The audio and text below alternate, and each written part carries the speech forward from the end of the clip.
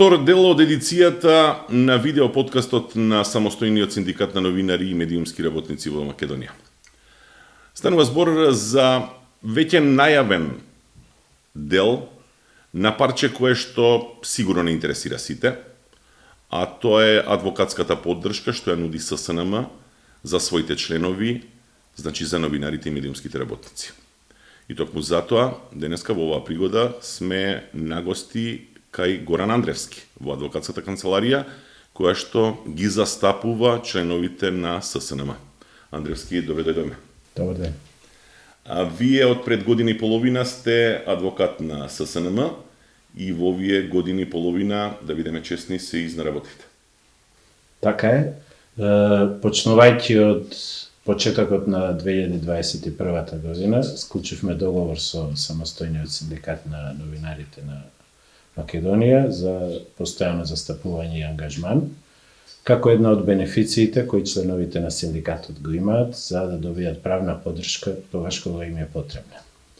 Станува збор за пробоно, за услуги кои што не се наплаќаат, иако ССНМ во договор со вас веќе воспостави еден протокол на соработка, практично начин на кој што ќе се одвива во овој момент и во перспектива соработката меѓу нашите членови, меѓу ССНМ и вас. Во секој случај станува збор за условно речено бесплатна правна помош. Токму така. Договорот предвидува дека правната помош е пробоно, односно бесплатна од моја страна. Адвокатската канцеларија Горан Андревски не ги наплатува своите услуги за новинарите, меѓутоа тоа не значи дека правната помош не е целосно обезбедена. Кога е тоа потребно, секогаш се застапуваат новинарите и во судските постапки и во постапките со работодавачите. Како што реков, тоа е во главном во областа на работните односи, кога работниците имаат потреба од преговори со работодавачот, од дисциплински постапки или судски постапки. Пробоно помошта не значи дека не постојат некои трошоци. Трошоците секогаш мора да бидат намирени во судската постапка, судските такси, меѓутоа адвокатската награда не се наплатува како дел од пробоно работењето на мојата адвокатска канцеларија. Ние не ја вреднуваме, односно не ја плаќаме и онаа фаза која што вели консултации и советувања, а во најголем дел станува збор за такво нешто. Токму така, најголем дел од работата е во давање правни совети. Во постапки кои што склучување на договори за работа, престанок на работен однос, кој што е најкомплициран однос, а и имаме и неколку судски постапки. Често пати работниците, затоа што и новинарите се работници, вработени, и тоа би требало да се назначи, да се каже, имаат преговори при склучување на договор, при проблеми во работниот однос, ми се обраќаат со молба за помош во одредени постапки. Тоа значи дека секој новинар кој што е член на вашиот синдикат, на самостојниот синдикат на новинарите на Македонија, како една од бенефициите за членувањето во вашиот синдикат, има правна поддршка кога тоа му е најпотребно. Со едноставно најавување кај мене може да разговараат, да добијат правен совет, да ми испратат документи.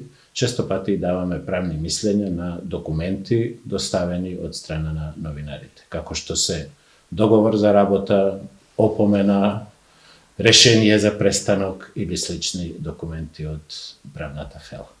Рано е во овој подкаст за порака, за поенти, меѓутоа кога веќе говориме за договорите за ангажман, па и договорите за отпуштање, за преместување и така натаму, вие од искуството што го имаме со вас во овој период имате една порака која што се сведува на многу елементарно. Читајте ги детално, ако не ги разбирате, повелете кај мене.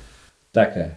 Покрај тоа што треба да се читаат документите, не треба да се подпишува нешто пред да се провери. Често пати и работниците, а и новинарите од страна на нивните работодавци се ставени пред свршен чин. Велат, подпишете го ова, инаку. инаку може значи отказ. И така да работниците или новинарите биваат исплашени и потпишуваат нешто што инаку не би го потпишале. Значи едноставната порака е не потпишувајте нешто пред да се прегледа, не се сложувајте со нешто што не го сакате. Едноставно е.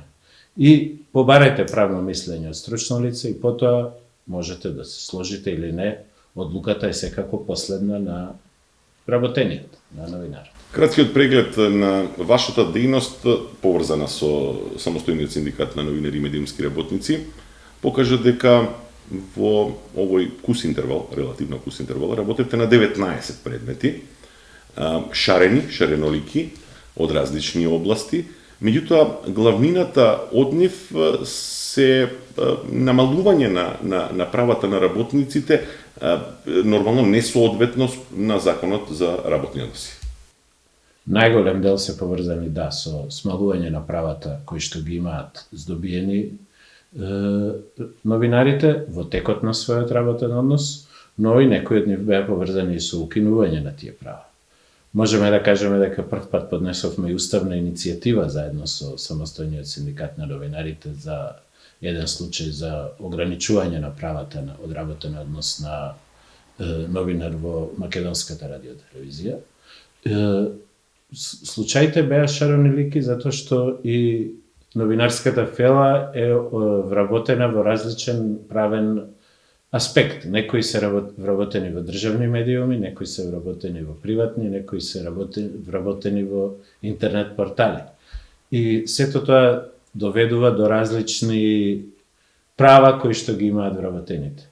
Некои се регулирани со правата на вработување на јавни службеници, кои што се позаштитени и тука можеме повеќе да реагираме.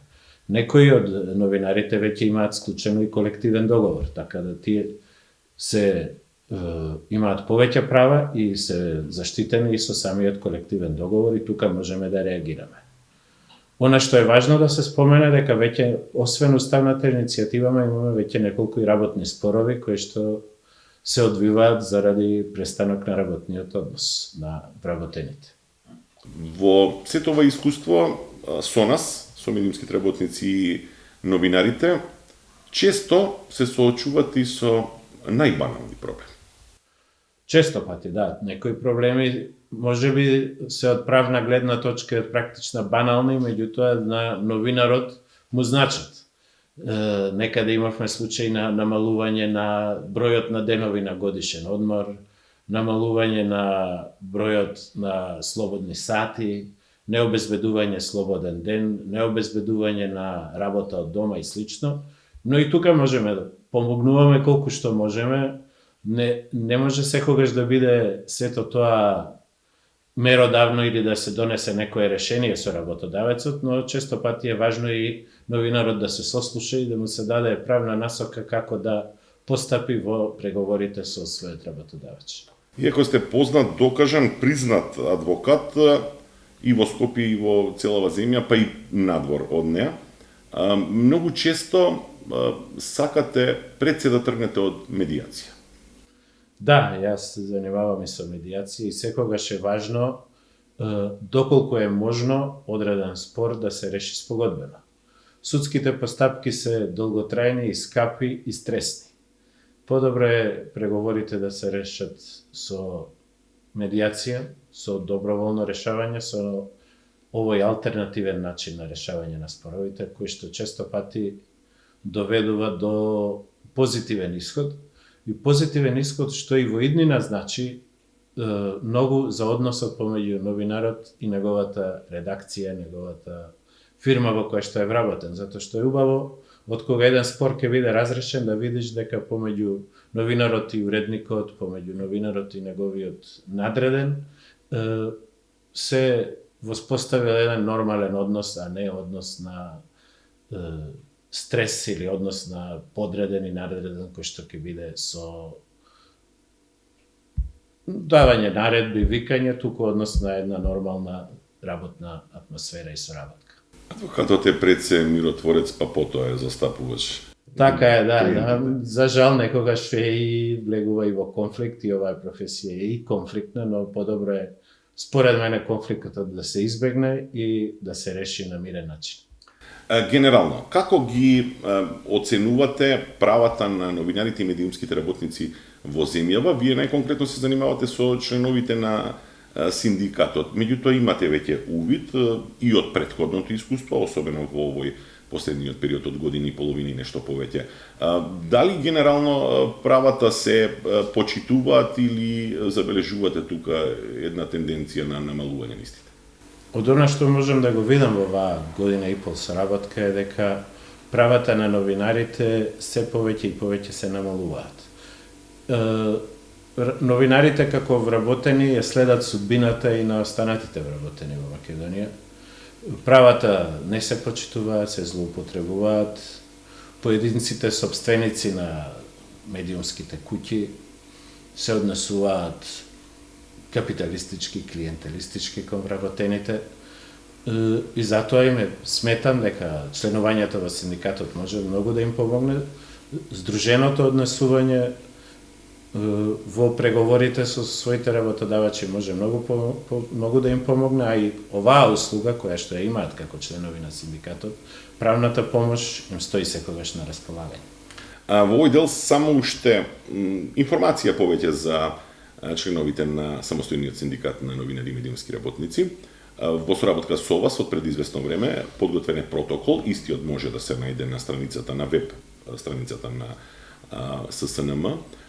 Тоа вели дека за да ве заштитиме од многу предмети, многу работа, многу обврски, протоколот вели секој што има проблем, прво се јавува во канцеларијата, па потоа на ССНМ, па потоа ние го упатуваме кај вас.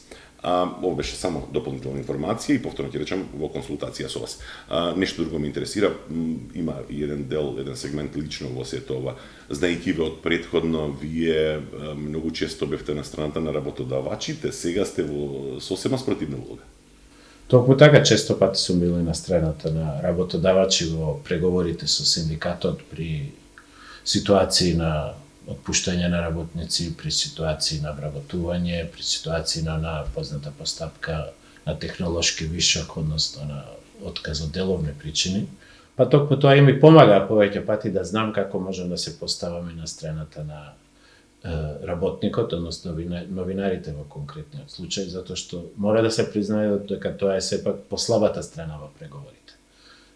Преговорите и договорите секогаш тежнаат да имаат една еднаквост, меѓутоа во пракса е некој е секогаш појака страна во преговорите, оне што донесува одлуки, оне што донесува решенија, а ние сме оние што ги се спротивставуваме или односно што приговараме или гледаме да извлечеме што подобра ситуација и подобра положба за работниците. Законот за работни односи како главен акт до кој што сите ние и вие пред се слепо се држиме, е едната градација. Препорачувате ли вие за нашите колеги и генерално, тоа се синдикални групи, колективни договори? Апсолутно препорачувам, секаде каде што е тоа може да се потпише. Законот за работни односи е основа во кој што се регулирани работните односи, потоа градацијата е колективен договор да се има на ниво на синдикат или на ниво на работна организација е секако позитивно, затоа што колективниот договор не ги ограничува, туку ги надоградува правата на работниците. Не може да ограничи она што е веќе предвидено во Законот за работни односи, а секако и важен е и оној поединечен акт кој што секогаш го случува новинарот со својата медиумска куќа е договорот за вработување. Таму најдетално се регулираат односите, работно време, годишен одмор, плата, одмори и слично. И тој документ често пати брзо се подпишува, а потоа се чита. Јас често пати велам дека договорите секогаш се подпишуваат кога односите помеѓу странките се одлични, а се читаат кога не се толку добри. Затоа е подобро да ги читаме договорите и да ги правиме кога односите се одлични, кога се склучува договорот, за да нема проблеми кога, не дај Боже, сакаат тој договор да биде раскинат. Втор пат истата порака, читајте пред да подпишете, овој пат и подецидно. Андревски, нови времиња, нови интервенции во законот, пред вас е еден кампус на новоотворени прашања, несатворени кај нашите колеги медиумските работници, значи само ќе наметнам неколку. Недела, која што треба да се плаќа, израмнување според инфлацијата, нашите колеги во моментов ретко доаѓаат до тие, а не се ни бенефити во прашање, туку едноставно модели кои што треба работодавачите да ги исполнат. Така е, тоа не се бенефити кои што се надоградуваат, туку според мене тоа се и права кои што им следуваат на новинарите. Односно дека тоа се права кои што би требало да ги добиваат во текот на своето работење. Неделата често пати е важен работен ден за новинарите.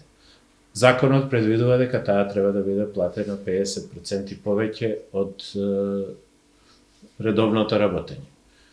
Годишниот одмор им се скратува. Работното време исто така е многу флексибилно за новинарите. Новинарите не се научени работници да бидат од 8 до 4, туку идат и на настани, и да одат на вечерни настани понатаму и работат прекувремено. И често пати сме сведоци дека тоа воопшто не е платено. Значи, тоа се права кои што веќе им се стекнати, меѓутоа ако не се практикуваат, често пати тоа мора да се обезбеди преку судска постапка или во постапка во преговори и медијација со работодавач. Како ќе се бориме за да ги издействуваме тие права кои што следуваат, а практично се уште не ни се стекнати? Станува збор за колективни покренувања на постапки или индивидуални? Може да биде и едното и другото. Колективната борба е преку синдикатот. Единствен начин е обраќање до синдикатот, права да ги добијат сите работници во одредена организација, во одреден медиум. Доколку тоа не успее, понатаму следи индивидуалната борба. Индивидуалната борба е на овој начин, преку правните постапки, преку обраќање, па на крајот и преку судска постапка, а имаме и такви постапки за наплатување на прековремена работа, на работа во смени, работа во празник во одредени медиумски куќи кои што се предвидени и со колективниот договор, но не се исплаќаат и имаме новинари кои што се охрабриле да си ги побараат своите права. А имаме и случаи кои што едноставно се исплашени и не се храбри да се впуштат во една правна постапка. Долга, мачна, со колкав процент е успешна таа борба? Доколку следува законски е долга и мачна, меѓутоа во огромен процент е успешна на крајот. Секако изискува одредени материјални трошоци, како секоја судска постапка, меѓутоа новинарите се тука ослободени, членовите на синдикатот се ослободени од адвокатските трошоци. На крајот, кога ќе ги добијат, тоа е сигурно постапка од година-две, меѓутоа во огромен случај е со позитивен исход. Така очекуваме тие постапки да завршат со позитивен исход, затоа што законот и колективниот договор се на наша страна. Се тоа што го говорите, главно се однесува на оштетените кои се членови на самостојниот синдикат на новинари и медиумски работници во земјава. Со оглед на тоа дека вие сте наш активен, безмалку член, соработник во најмала рака, би сакал да ми помогнете околу еден момент. Многу медиуми во земјава, помали, поголеми, средни, какви да се, од различни профили, на своите вработени, можеби не им забрануваат директно со наредба или со указ, меѓутоа главно не го доживуваат како многу популарно членувањето во синдикатот. Можеме ли тука некако да реагираме? Можеме и една од ставките во Законот за работни односи е, кој што и новинарите треба да го знаат, дека работодавачот не смее никако да го ограничи членувањето во синдикатот на своите вработени, па и новинарите во овој случај. Со тоа што треба да бидеме искрени, не постои акт, не постои документ во кој што некој ќе забрани. Станува збор повеќе за некаква си устна препорака од ходниците. Така е, новинарите треба да знаат дека членувањето во синдикатот не смее да биде ограничено од работодавачот. Во пракса тоа знаеме дека постои и се ограничува, меѓутоа мора да се охрабрат затоа што тоа носи многу повеќе бенефиции отколку нечленувањето во синдикатот и почитувањето на тие неформални забрани.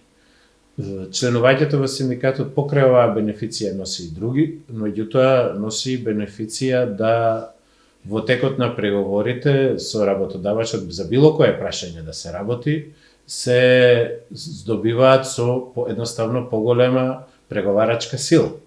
Покрај правните ги имаат и аргументите на членувањето во една озбилна организација, која што ги штити нивните права. Горан Андревски, познатиот скопски адвокат, во улога на про боно правна помош за синдикатот на новинари и медиумски работници во земја. Време е за окружување на овој разговор, може би за нова последна порака. Јас ќе се обидам само да наметнам. Иако доживеете проблеми на работа, иако ве отпуштат, иако ви ги намалат правата, платите, ви ги дополнат обврските, не мора се да биде завршено. Така е. Значи, доколку ви се ограничуваат правата, сте новинар, член на самостојниот синдикатот, обратете ми се, стоиме на располагање за ваша правна помош. Ви благодарам. Ви благодарам и вам. Почитувани, ова беше вториот дел од едицијата видео подкаст на самостојниот синдикат на новинари и медиумски работници во земјава. Се обидуваме на најконкретен начин да ви ги приближиме вашите права, но и можностите што ги имате во оној момент кога ќе се соочите со известни проблеми, па на крајот на краиштата и кога немате такво нешто, кога едноставно сте во функција на медиумите во нашава земја. Ви благодарам, се гледаме за 15 на ден.